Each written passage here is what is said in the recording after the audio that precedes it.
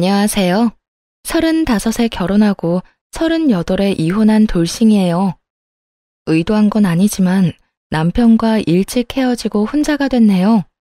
그렇지만 이혼한 걸 후회하거나 힘들어한 적은 절대 없어요. 이 모든 건 정신 나간 시댁과 늦게 배운 도둑질에 날 새는 줄 몰랐던 남편 놈이 저지른 짓 때문이거든요. 어떤 일이 있었는지 환장할 것 같은 이야기를 한번 들어봐 주세요. 어렸을 때 찢어지게 가난한 집에서 컸어요. 그야말로 범죄를 빼고는 온갖 굳은 일은 다 해봤죠. 고등학교를 졸업하자마자 대학은 포기하고 일을 했고요. 부모님 두 분 다 살아계시는데도 외동딸인 제가 그렇게까지 해야 했던 이유는 바로 부모님 때문이었어요. 어머니는 많이 아프셨어요. 그래서 중학교 때부터 병원을 들락거려야 했고, 우리 집의 돈은 모두 어머니의 병원비로 나갔죠. 어머니가 입원한 뒤부터는 일용직 노동자인 아버지의 수입으로 모든 걸 해결해야 했는데, 엄마의 병원비까지도 포함되는 이야기였거든요. 그래서 성인이 된 후로도 투잡을 뛰고 밤잠을 줄여가며 악착같이 돈을 벌었어요. 훗날 태어날 아이에게 가난을 물려주고 싶지 않았거든요. 그렇게 삭막한 시간을 보내던 와중에 남편을 만나게 되었네요. 그 당시 남편의 존재는 그저 빛이자 오아시스나 다름없었죠. 그때까지는 그랬습니다. 그렇게 한결같기만 했다면 이혼할 일은 없었을 텐데요. 지금에 와서는 아무런 쓸모없는 생각이지만요. 남편과는 2년의 연애 끝에 결혼을 하게 됐어요. 결혼 당시에는 남편보다 시모가 더 문제였죠. 아유, 이런 애도 며느리라고. 내 아들이 좋다니 어쩔 수 없지만 좀 너무하지 않니? 아무것도 없는 집안에 게다가 다 늙어 빠진 여자를. 그게 시모가 제일 먼저 한 말이었어요. 솔직히 남편놈도 나이 40이니 일찍 장가드는 건 아닌데 뭐가 그렇게 화가 나는지 탐탁지 않은 기색을 풀풀 내비치더라고요. 아니, 자기 아들도 노총각이면서 남편보다 5살이나 어렸던 저한테 할 말은 아니지 않나요? 그래도 참았어요. 남편 하나만 봤거든요. 엄마, 나도 나이 많아요. 이 사람보다 5살이나 많은데 그럼 나는 할아버지야? 그리고 우리 집은 뭐 부자야? 우리 집도 별반 다를 거 없잖아요. 엄마가 생각하는 며느리상은 알겠는데 나는 이 사람이 좋아요. 그러니까 나 봐서라도 허락해줘요. 남편은 그렇게 저에 대한 애정이 깊었거든요. 투잡을 뛰며 힘겹게 사는 걸 알고 있었고 그런 것을 보면서 항상 도와주고 싶다고 했던 사람이었으니까요. 그만큼 따뜻하고 부드러운 심성을 가졌었죠. 그런 남편이 있었기에 시모에게 이런 대우를 받으면서도 버틸 수 있었어요. 그 사랑이 천년만년 갈 거 아니란 걸 알았으면 그때 깽판이라도 쳐서 다 뒤집어 엎고 나왔을 텐데요. 사람이 변하는 건 진짜 한순간이라는 걸 그땐 몰랐네요. 그런 남편의 말에 시모는 결혼을 허락해줬죠. 하지만 남편이 없는 곳에서는 여전히 궁시렁대며 괴롭히기 일쑤였어요. 시키지 않아도 될 것까지 시키며 잠시도 가만두지 않았거든요. 하루는 시댁의 냉장고 청소를 시키더라고요. 안에 있는 물건을 다 꺼내 아이스박스에 옮겨놓고 냉장고 본체와 안쪽 선반들을 모두 씻은 다음 내놓은 물건들을 제자리에 다 돌려놨죠. 그런데 시모가 청소한 걸 보더니 혀를 차며 이러는 거예요. 내가 어이가 없어서 어떻게 넌 데려와도 이런 애를 데려와? 엄마 화병으로 병원 실려가는 거 보고 싶은 거야? 아니, 평균은 돼야지 평균은. 안 먹는 반찬이나 재료는 다 버려야 될 거 아니야? 이게 뭐라고 다시 넣어놓은 거야? 너 청소를 제대로 하긴 했니? 그 이야기를 듣는데 진짜 열불이 터지더라고요. 어떤 게 버려야 되는 건지 몰라서요. 어머님한테 여쭤보려고 했는데 나가셨더라고요. 그래서 안쪽만 청소 겸 소독하고 다시 다 돌려놓은 거예요. 드실 거 안 드실 거 미리 구별해 주셨으면 제가 정리했겠죠. 시어머니 말에 두는 새파랗게 뜨고 대꾸하는 거 봐라. 너희 엄마가 그렇게 가르쳤어? 어른한테 말대꾸나 하라고? 아니, 아무것도 없이 시집 왔으면 일이라도 잘해야 할 거 아니야. 냉장고 정리도 제대로 못하는 애가 무슨 됐다 됐어. 제가 잘못했다고 생각하지 않았기에 시모가 하는 말도 한 귀로 듣고 흘려 넘겼죠. 알아서 정리했다고 해도 시모는 뭐라도 꼬투리 잡을 인간이었거든요. 그건 아직 먹을 만한데 왜 버렸냐고 했을 게 눈에 선해요. 이런 사람들 특징은 뻔하니까요. 다양한 직군에서 일하며 다양한 사람들을 많이 만나봤는데 이미 편견이 생기면 무슨 일이든 꼬투리를 잡게 되어 있더라고요. 그럴 때는 그냥 못 들은 것처럼 한 귀로 듣고 한 귀로 흘리는 게 가장 좋은 방법이라는 걸 알고 있었죠. 그 뒤에도 시모는 온갖 방법으로 괴롭히더라고요. 시댁 행사에 불러 요리나 허드렛 일을 시키면서도 제대로 인사도 시켜주지 않고 뒤에서 잔소리하기 바빴고요. 내 아들 덕보면서 살고 있으면 우리 아들 모시고 살아. 너 일한다고 매번 우리 아들 식사도 거르게 만들지 말고. 아무것도 없는 네가 우리 아들이랑 결혼한 것 자체가 너한테는 은혜야 은혜. 알아들어? 정말 유치하기 짝이 없고 한숨만 나오는 괴롭힘이었어요. 이런 애들 장난 같은 말을 진심으로 듣진 않았지만 진심으로 울컥할 때도 있었어요. 바로 친정 부모님을 걸고 넘어질 때였죠. 저희 부부는 양가 부모님께 돈을 드리고 있었거든요. 생활비 통장을 따로 만들어 놓고 각각 30만 원씩 양가에 드리고 있었죠. 더 많이 드리고 싶었지만 저희 능력으로는 그 정도가 적당했기에 그렇게 드리고 있었는데 시모가 그 용돈의 액수에 딴지를 걸고 넘어지더군요. 용돈 액수가 너무 적은 거 아니냐? 내 친구들은 못해도 50만 원씩은 받는다는데 꼴랑 30만 원이 뭐야? 이걸 누구 코에 붙여? 네가 나한테 억하 감정이 있어서 돈 줄인 거 아니야? 어머님, 용돈은 남편이랑 상의해서 생활비에서 드리는 거예요. 양가에 각각 30만 원씩 드리고 있어서 더 늘릴 수가 없어요. 남편한테 물어보면 정확하게 말해줄 거예요. 지금 당장 전화해서 물어보세요. 나중에 저한테 말 맞췄다 어쨌다 하지 마시고요. 솔직히 마지막 말은 안 해도 되는데 노파심의 한 말이었어요. 이런 비슷한 상황을 몇 번 봤거든요. 이런 경우 나중에 물어보고는 말을 맞춘 게 아니냐며 억울하게 몰고 가는 사람들이 꼭 있더라고요. 그래서 그런 일은 미연에 차단하고자 선수 친 거죠. 애초에 지금 확인하면 그럴 일은 없잖아요. 그런데 시모가 쌍심지를 켜며 노려보더군요. 그런데 웃기네. 너희 친정에서는 너 결혼할 때 아무것도 해준 게 없는데 왜 염치 없이 용돈까지 받아가? 너희 생활비에서 주는 거라며. 그럼 그 돈도 아껴야지. 정말 어이가 없었어요. 이딴 말을 들을 줄은 상상도 못했거든요. 열받아서 시모에게 한마디 했죠. 어머님, 친정에서 아무것도 해준 거 없어도 전세금 절반 제 돈으로 벌어서 시집 왔어요.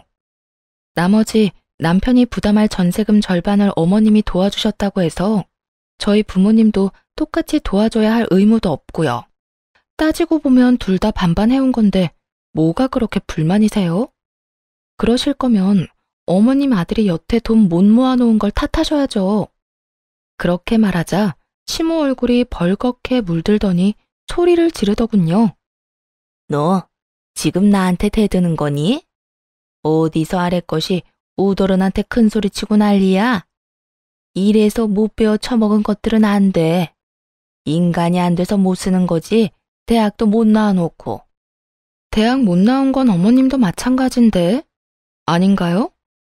최종 학력은 제가 어머님보다 더 높거든요. 그렇게 본인 얼굴에 침 뱉고 싶으시면 열심히 뱉으세요. 본인 얼굴에 똥칠 열심히 하시라고요. 결국 열받아서 하고 싶은 말들을 전부 내뱉고는 화가 난 시모를 놔두고 집으로 돌아왔어요. 시모에게 이 소식을 전해들은 남편은 제 눈치를 보더군요. 어머님한테 이야기 들었지? 우리 부모님한테 용돈은 왜 주냐던데? 당신도 그렇게 생각해? 아니, 내가 왜 그런 식으로 생각하겠어. 난 절대로 그런 생각 안 해. 엄마가 좀 너무하셨지. 나 이런 이야기 듣고 가만히 못 있어. 일단 양가 부모님한테 드리는 돈 다 끊자. 어차피 양가에서 우리한테 안 해준 건 맞잖아. 당신 사비로 주고 싶으면 줘도 돼. 근데 난 안 줄 거야. 알았어. 당분간은 당신 하자는 대로 할게. 제 아내 남편은 알겠다고 하더라고요. 그렇게 양가 부모님에게 주는 용돈은 끊었어요. 다만 저는 사비로 친정에 용돈을 드리고 있었죠. 남편이 주는지 안 주는지는 몰랐는데 한 달이 지나서야 남편이 용돈을 안 주고 있었다는 걸 알게 됐어요. 시모에게 연락이 왔거든요. 너, 내가 너한테 아쉬운 소리 좀 했다고 용돈 안 주는 거야? 우리 아들이 벌어서 주는 건데 왜 네가 멋대로 그걸 끊어? 아무것도 안 해주고 용돈 받아가는 제 친정 부모님이 염치가 없다면서요. 그래서 어머님한테 드리는 용돈도 끊었어요. 솔직히 어머님, 아버님, 저희한테 딱히 해주신 거 없잖아요. 도리어 아버님 사고 칠 때마다 저희가 돈 더 내면 냈지. 언제 돈 한 푼 도와주신 적 있으세요? 뭐라고? 너 지금 시부모님 듣는데 욕하는 거야? 어떻게 그딴 식으로 말을 해? 너희 부모야말로 해준 거 없고 아무것도 없으면서 감히 누구한테? 우리 부모님 해준 건 없지만 용돈 외에 받아가신 돈도 전혀 없으시거든요. 그런데 아버님은 어떠셨어요? 매번 사고 쳐서 돈 물어내야 할 때 남편이 가서 뒷수습했잖아요. 그게 남편 돈으로 다 해결됐다고 보세요. 돈 모자랄 때마다 저한테 빌려달라고 한 게 얼마인지는 알고 그런 말 하세요? 그건 자식이라면 당연한 거지. 어느 자식이 아버지가 급하다는데 도움을 안 줘? 자식이면 당연히 부담해야 하는 돈이지. 너도 며느리면 당연히 부담해야 하고. 그러면 용돈 이야기하면서 제 부모님은 들먹이지 말았어야죠. 아버님부터가 저희 집 돈이란 돈은 다 가져가는데 왜 저희 부모님 이야기 꺼내면서 용돈 더 올려달라고 하셨어요? 친정에 줘야 할 돈 줄여서 시댁에 달라는 말인 거 제가 모를 줄 알았어요?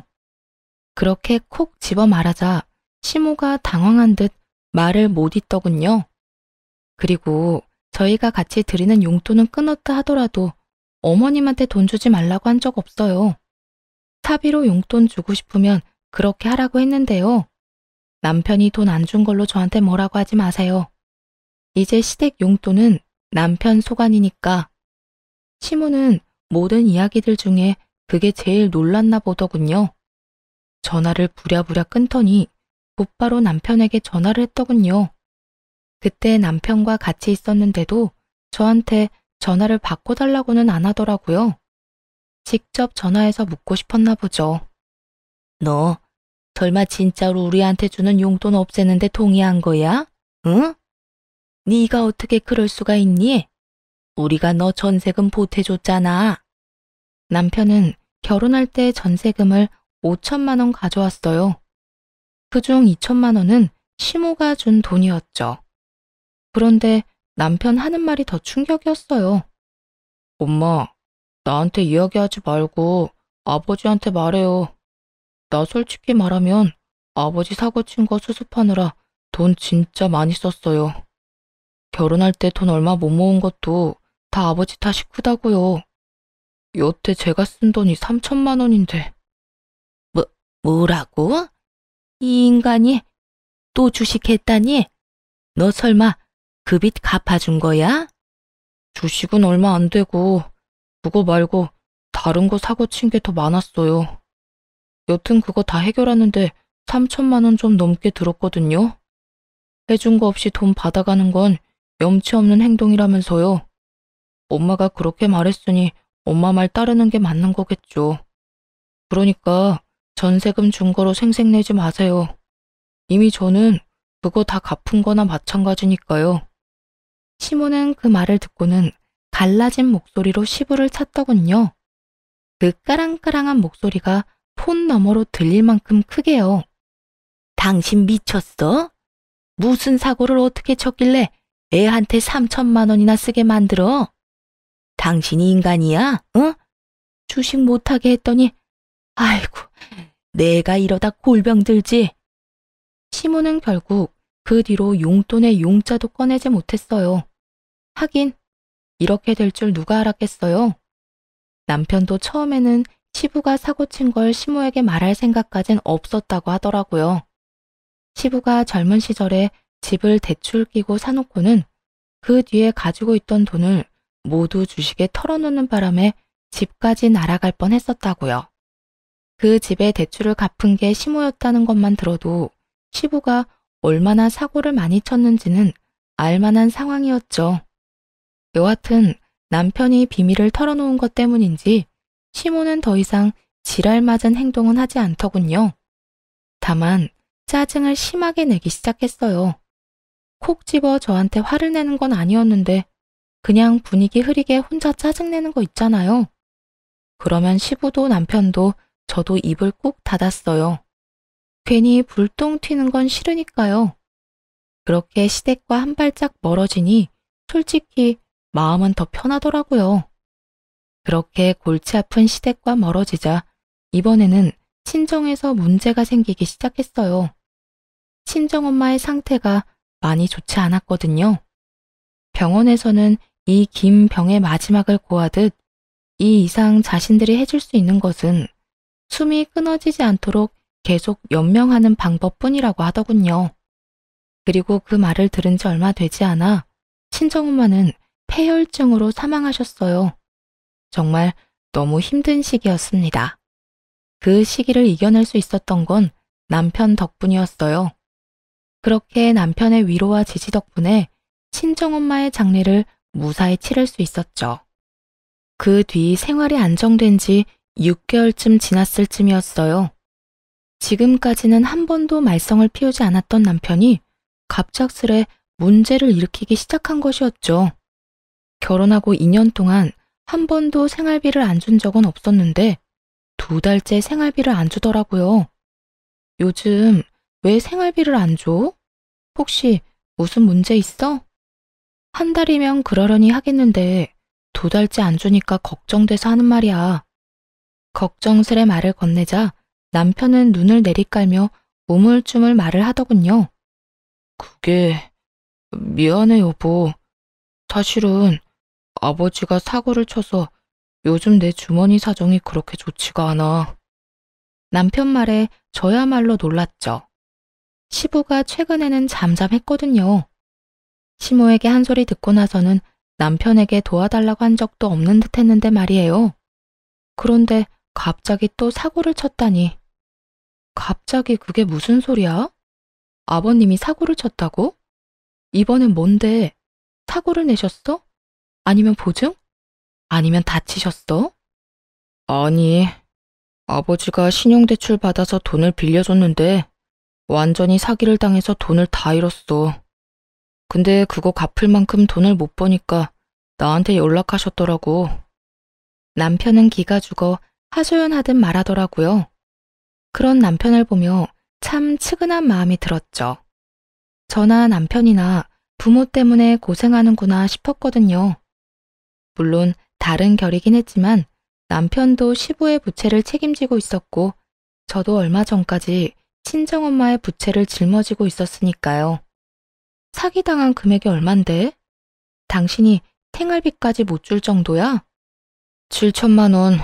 그것도 이자까지 합치면 더 많거든. 예상을 까마득하게 넘는 액수에 깜짝 놀랐어요. 저는 많아봐야 2천만 원 정도일 거라고 생각했거든요. 그런데 7천이라니.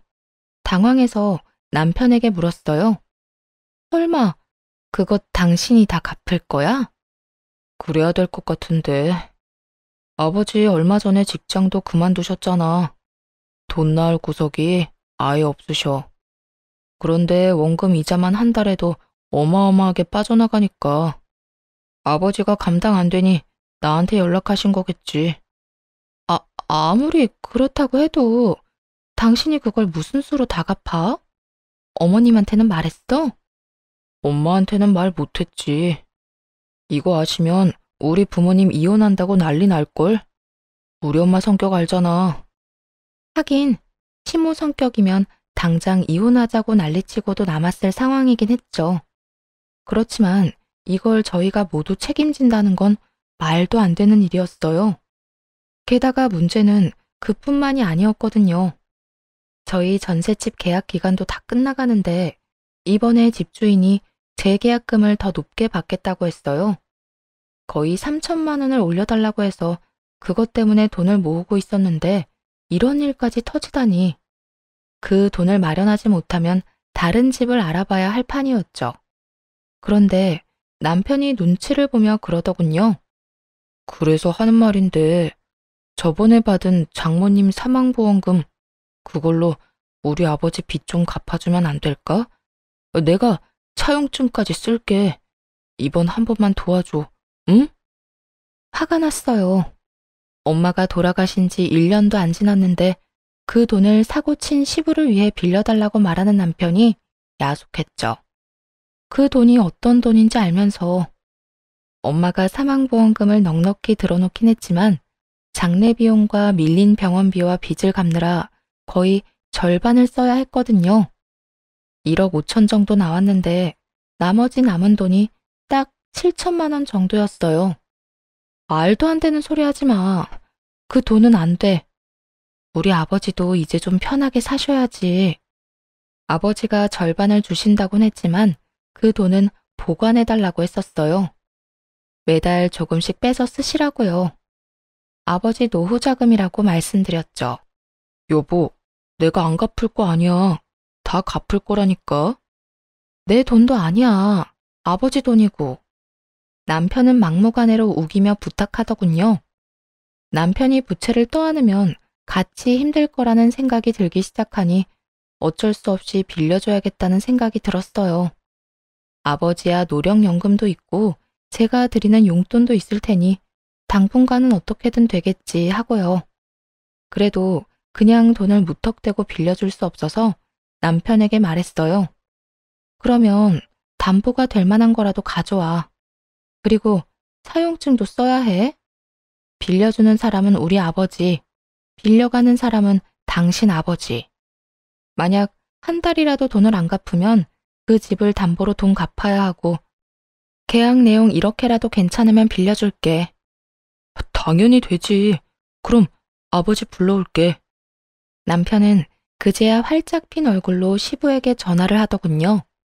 결국 그렇게 친정아버지에게 부탁해서 시부에게 돈을 빌려주기로 했어요. 7천만 원을 빌려주고 매달 100만 원씩 받기로 했죠. 한 달이라도 밀리거나 거래 내용에 거짓이 있을 경우에는 시부 명의 집을 담보로 돈을 일시에 돌려받겠다는 내용이었죠. 변호사 사무실에서 공증까지 받아 작성한 차용증이었어요. 혹시나 하는 상황이 생길까봐 법적인 용도로 사용할 수 있도록 철저하게 준비했죠. 가족 간에도 돈 문제는 예민하니까요.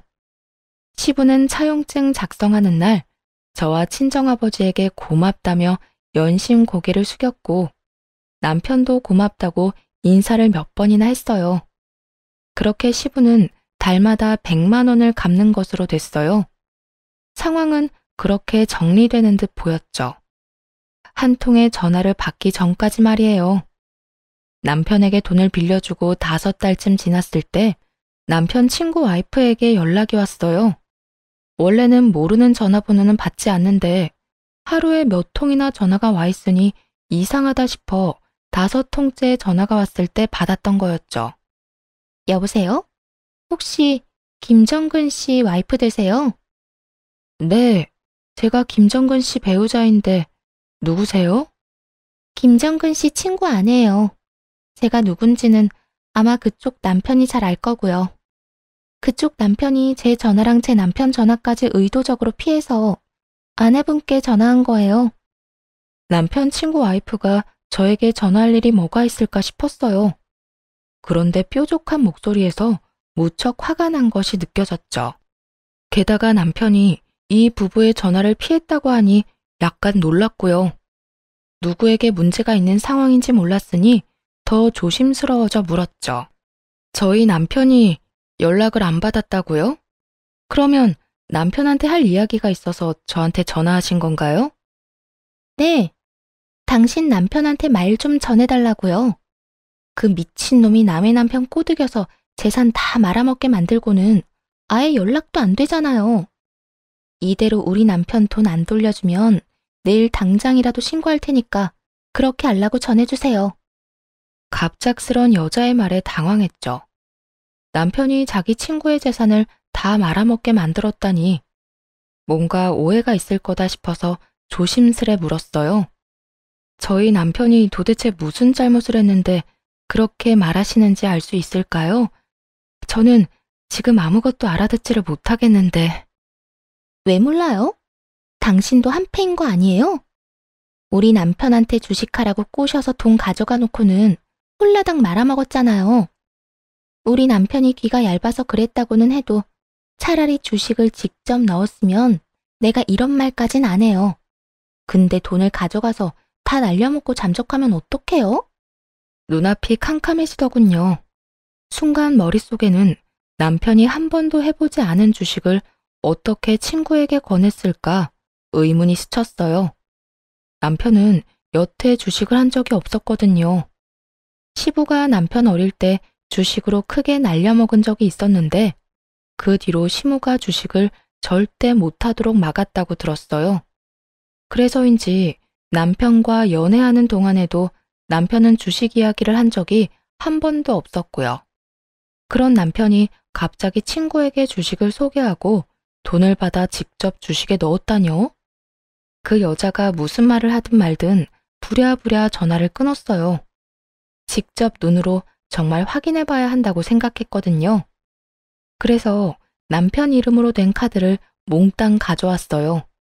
그리고 그 카드들의 이체 내역을 확인했죠. 카드론을 받은 체크카드가 2장 있었고 신용대출을 받은 카드도 하나 있더군요. 그리고 그 돈들은 모두 한 곳으로 흘러 들어갔더라고요. 바로 남편 명의의 주식 계좌였죠. 충격으로 온몸이 부들부들 떨렸어요. 설마 남편이 주식을 할 거라고는 상상도 못했고 그 주식 미천이 전부 대출한 거라고는 상상조차 못했거든요. 그 순간 시부가 사고를 치고 받아간 7천만 원이 생각나더군요. 설마 그 돈마저? 하는 생각이 들었어요. 친정아버지가 빌려준 7천만 원의 돈이 들어간 계좌를 정리하면서 알았네요. 오래전 만든 통장이라 이체 내역이 생각보다 많아서 고생했지만 증거를 잡을 수 있었죠. 7천만 원 중 6천만 원은 주식 계좌로 흘러 들어간 것을 말이에요. 그리고 나머지 1천만 원은 시부의 계좌로 이동한 것을 알아냈죠.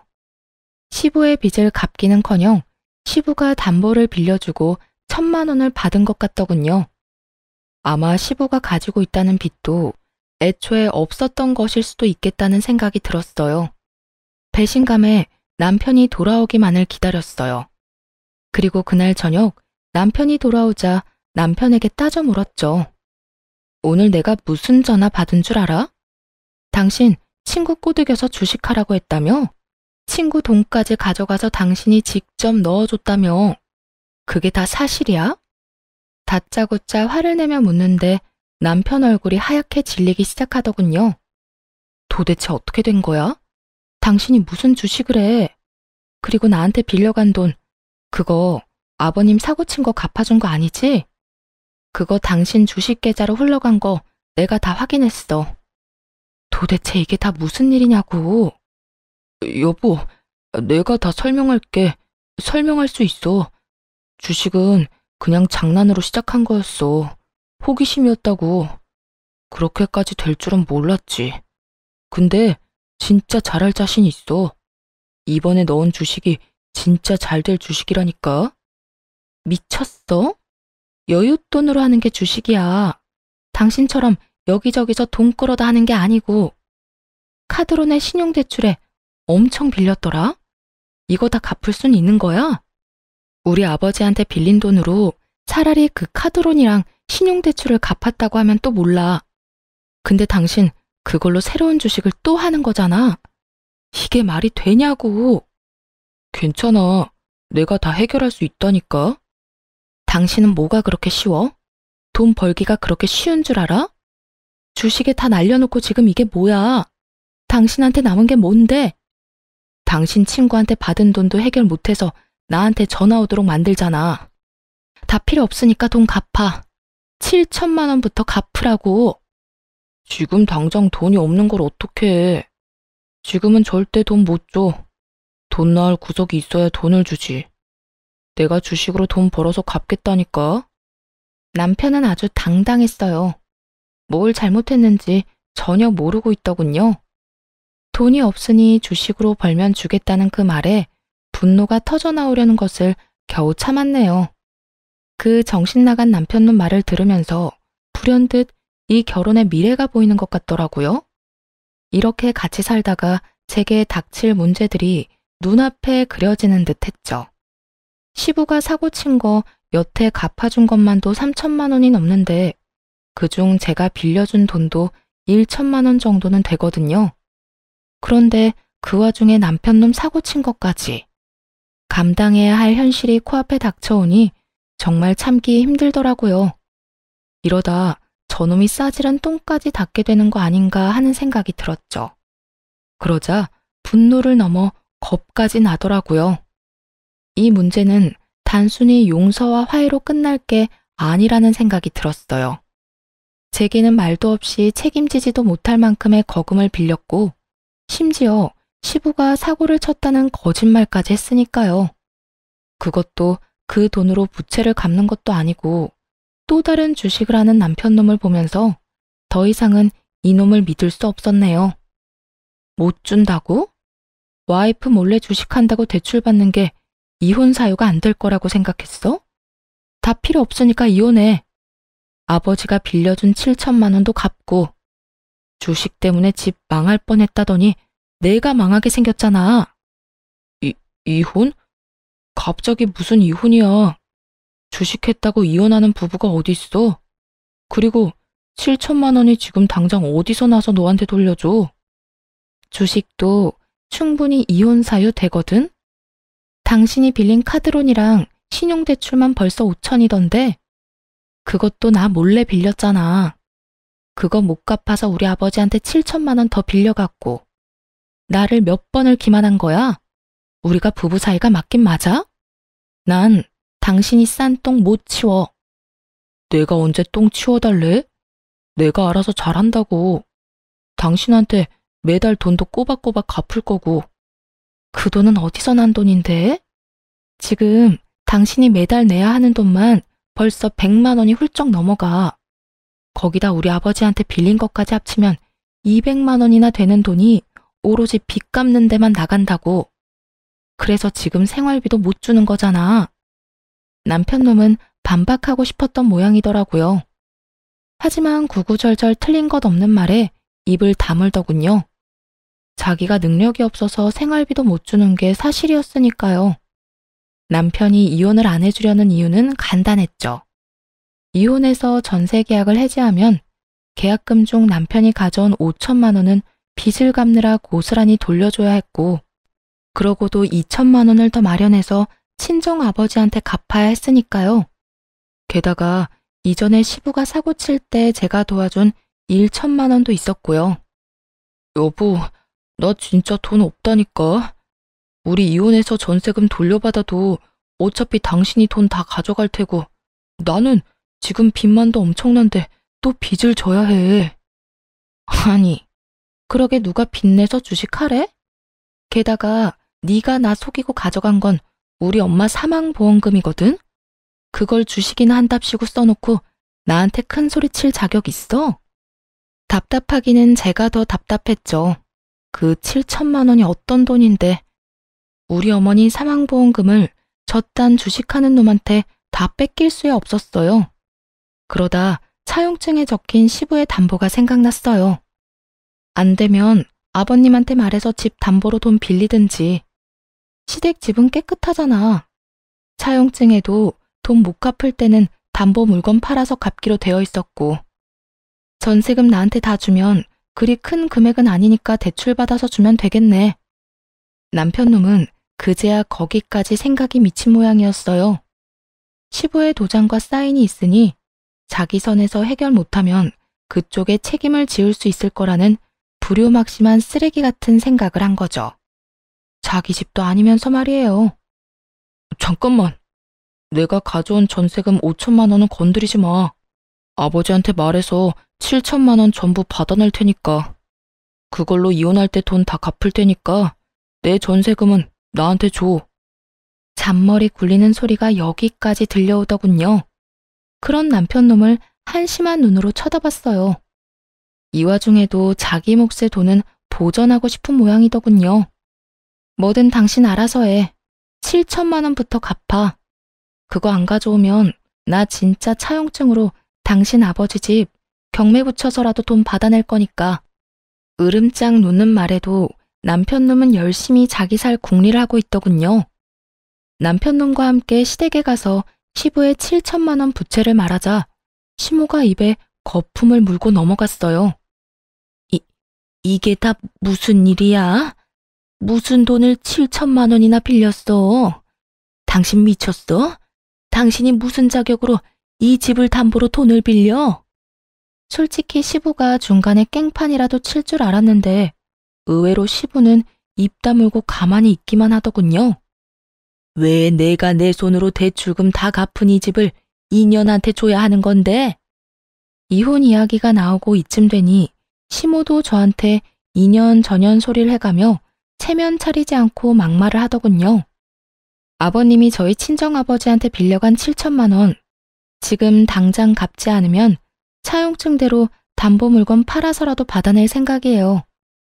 그 돈 저희 엄마 사망보험금인데 저희가 이혼하면 더 이상 이 차용증대로 빌려주고 갚는 관계는 유지 못하니 당장 다 돌려줘야 한다는 항목이 있거든요.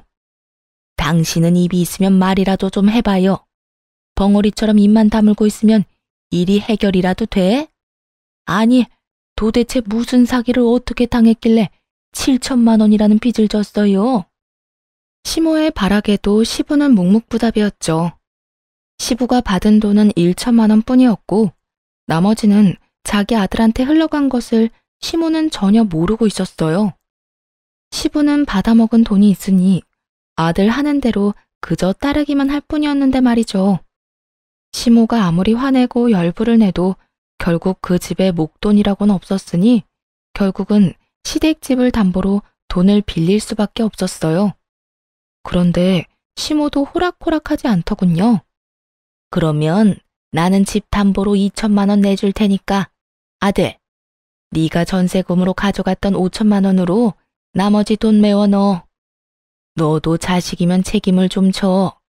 네 아버지 사고 친 거 한두 번 본 것도 아니면서 아버지 돈 없다는 이야기에 장인한테 쪼르르 달려가서 돈을 빌려와? 7천이나 되는 거금을? 시모는 교묘하게 남편에게도 잘못이 있다는 뜻으로 말했어요. 물론 시모가 모르는 사정이 있으니 그 돈은 모두 남편 놈 잘못으로 생긴 빚이 맞았지만요. 시모는 그걸 모르고도 남편에게 책임을 떠넘겼어요. 참 속물적이고 이기적인 사람이다 싶었네요. 표면적으로 보면 시부가 저지른 사고인데 아들한테 책임지라고 하는 걸 보면요. 그러나 남편 놈도 시모랑 닮은 면이 있었는지 시모에게 따지고 들었어요. 아버지가 빌린 돈을 왜 또 제가 갚아요? 제가 아버지 사고 친 거 3천만 원 정도 제 돈으로 해결했다고 말하지 않았어요? 그것까지 다 받아낼까요? 에? 아들놈이 그렇게 말하자 시모가 한숨을 푹 쉬며 5천을 빌려줄 테니 나머지 2천은 전세금 할 때 시모가 준 2천만 원으로 충당하라고 했어요. 남편놈은 잠시 생각하더니 그것도 본전은 찾는 거라 생각했는지 알겠다고 말하더군요. 결국 시모는 시댁집을 담보로 5천 대출해서 저한테 줬고 남편놈은 이혼할 때 전세금으로 받아야 할 5천 중에 2천은 저에게 주고 3천만 원을 받아가게 됐죠. 하지만 남편 놈에게 남는 돈은 별반 없었어요. 이혼하면서 남편의 유책 사유로 인해 위자료 겸 500만 원을 줘야 했고, 그거 말고도 시부가 사고 쳤다며 빌려간 돈도 줘야 했거든요. 정말 천만다행이었어요. 남편에게 준 돈을 최대한 돌려받을 수 있었으니까요.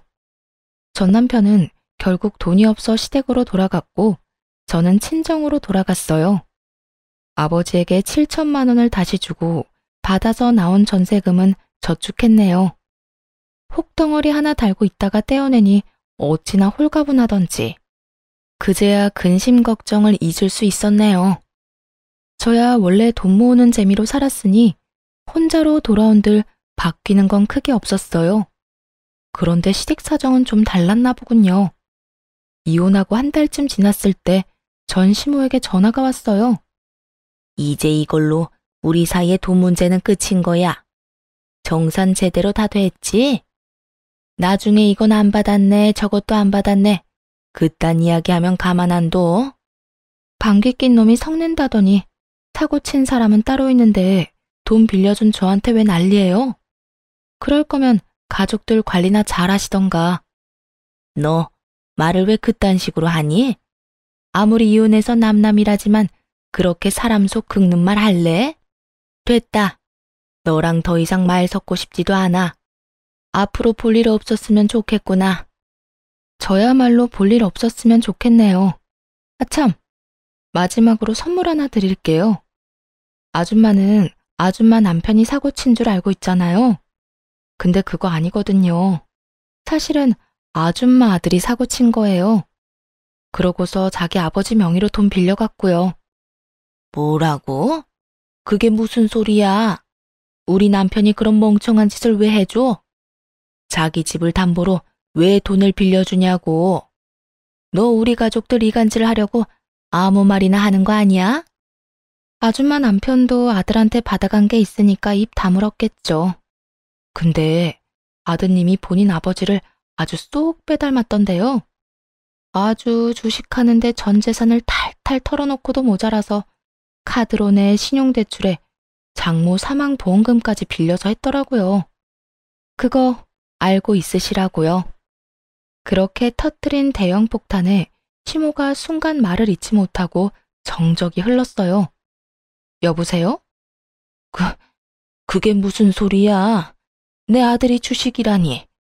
아니야, 절대 아니야. 우리 아들이 그럴 리 없어. 돈 없는 건 그것 때문이 아니라 남편 사고 친 것 때문이라고. 눈앞에 시모가 있었다면 기절초풍하는 모습을 구경할 수도 있었을 텐데 그게 아쉬울 따름이었네요. 아줌마 아들이 그 집에 살면서 돈 한 푼이라도 줘요? 그거 낼 여력이 안 될 텐데요. 돈 다 털어놓고 영혼까지 갈아놓는 바람에 월급은 다 대출금으로 빠질 건데. 뭐 아줌마가 늙어서 고생해야지 어쩌겠어요. 그렇지 않아도 그 집 담보대출로 빌려간 돈 때문에 시모가 끙끙 앓다가 이 일 시작했다는 걸 얼마 전에 들었거든요. 돈 열심히 갚아서 빚 없애려는 시모에게 아들이 가진 부채를 터뜨려주니 시모가 아예 터져버렸어요. 이 정신 나간 놈, 이 망할 놈, 내가 그렇게나 손대지 말라고 했는데 그걸 왜 손을 대서 이 사달을 만들어? 시모는 혼자서 욕을 짓거리더니 말도 없이 전화를 뚝 끊더군요. 하긴 급하겠죠. 그 마음 이해 못할 것도 없었어요. 다만 환장하는 시모 모습을 더 보고 싶었는데 그게 아쉬울 뿐이었죠. 그런데 나중에 들린 소식을 듣고 웃음을 터뜨렸네요. 시모가 아들놈이 주식에 손댔다는 거 알자마자 아들놈 회사까지 찾아가서 아주 난장판을 벌였대요. 그 이야기 듣는데 얼마나 소름이 돋는지 모르겠더라고요. 그게 제 미래가 될 뻔했잖아요. 시모가 자기 아들 남편을 대신해서 빚을 갚으며 둘이 싼 똥 열심히 치우는 거 보니 순간 오싹하기까지 했죠. 하지만 이제 그 역할은 제가 아니라 시모의 몫이잖아요. 시모는 전 남편 수중에 있는 돈을 싹 다 압수했나 보더라고요. 아마 전 남편 놈도 어지간히 속이 타들어가긴 했을 거예요. 남은 돈도 압수당한 마당에 시모에게 잔소리 들어가며 매달 돈을 갚아야 했으니 얼마나 싫었겠어요. 강제로 돈 뺏기는 기분이었겠죠. 그렇다고 주식이 잘 되면 마음이 편했을 텐데 아무 준비도 지식도 없이 시작한 주식은 그냥 복권이나 도박과 다름없잖아요. 역시나 쪽박만 줄줄이 차니 속은 썩어가고 있었을 거예요. 그런데 그 와중에 시모가 아들놈과 남편을 용서하지 못하고 결국은 두 사람을 집에서 쫓아내버렸다고 하더군요. 짐까지 싹 다 빼서 쫓아냈대요. 그런데 시모가 자기 남편과 아들을 내쫓고 나서 두 사람도 가만히 있지 않았더라고요. 시부 집의 명의는 일단 시부 거잖아요. 그러니 시부가 전 남편과 짜고 시모 몰래 그 집으로 다시 대출을 받은 거죠. 기존에 있던 5천만 원 담보대출에 최대한 받을 수 있는 만큼 댕겨서 대출을 받으니 당연히 시모 혼자서 그걸 감당할 수 없었죠. 사고 친 걸로 치자면 가장 대형 사고였죠. 시부는 그간 시모와 전 남편이 자신이 친 사고를 수습해줬으니 이번에도 그럴 거라 낙관한 모양이었어요. 그런데 이 과정에서 시모가 크게 결심을 했더군요. 시부에게 이혼 소장을 건넨 거죠. 그제야 깜짝 놀란 시부가 집에 돌아왔지만 이미 대출받은 돈은 다 유흥비와 전 남편 대출금 갚는 데 써버려 남은 것도 없었죠. 시모가 대출금 갚는 데 손을 떼버리니 시부 명의로 대출 연체 들어오지 차 앞딱지 들러붙지 결국은 집을 팔아야 했던 모양이에요. 그래서 결국 세 명 모두 집 없이 떠도는 신세가 되었고요. 전 남편과 이혼하고 1년도 되지 않아서 이 모든 일이 벌어졌다는 게 믿기지 않을 만큼 빠르게 망했더라고요. 세 사람 모두 말이에요. 전 남편은 주식이 여전히 쪽박 차서 다 망했고 대출금은 여전히 갚고 있는 중인데다가 시부와 시모는 말년에 다 늙어서 둘이서 치고받고 싸우다가 그나마 남은 돈까지 다 날려먹고 찢어졌고 말이에요. 그나물의 그 밥이라는 말처럼 셋 다 똑같은 결말을 맞이해서 아주 속이 시원하더라고요. 아시겠지만 전 남편이 한번 실수했다고 이혼한 게 절대 아니에요. 그 사람은 그 실수를 만회할 생각조차 없이 계속 또 다른 잘못을 저질렀으니까요.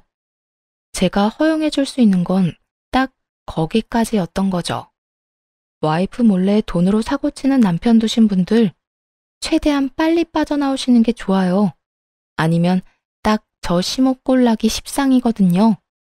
이제는 그 사람들과 헤어지고 혼자 살고 있어요. 이혼으로 얻은 거라고는 이혼 타이틀 뿐이고 번 돈도 없이 목돈 나간 것만 다시 돌려받았을 뿐이네요. 만약 결혼하지 않고 계속 투잡 뛰며 일했다면 지금보다 더 많은 저축이 있었을지도 몰라요. 남편 놈과 살면서 얻은 것이라고는 아무리 잘해주던 인간이라도 변하면 되돌리기 어렵다는 것 뿐이거든요. 결혼 초에 남편을 생각하면 사람이 왜 그렇게 바뀌었는지 지금도 이해가 잘 안 가지만 그렇다고 예전 기억에 매달려 계속 결혼 생활을 이어나가는 건 정말 잘못된 거라고 생각합니다. 이렇게 글을 쓰고 나니 속이 후련하네요. 긴 글 읽어주셔서 감사합니다.